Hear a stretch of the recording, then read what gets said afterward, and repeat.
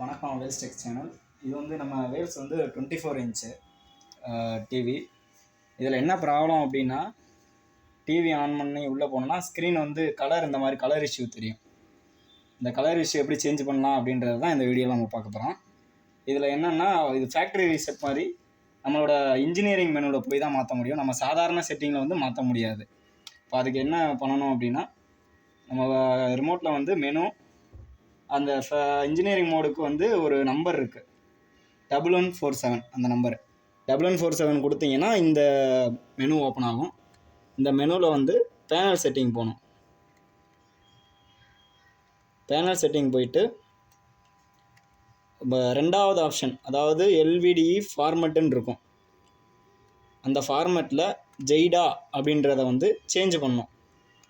வெசா அப்படின்னு மாற்றினீங்கன்னா அந்த கலர் வந்து சேஞ்ச் ஆகிரும். அவ்வளோதான். அதுக்கப்புறம் வெளியில் வந்துடும். நார்மல் ஸ்க்ரீன் என்ன வருமோ அது வந்துடும். அவ்வளோதான். மறுபடியும் ஆஃப் பண்ணிவிட்டு ஆன் பண்ணுங்கள். நார்மல் ஸ்க்ரீன் வந்துடும்.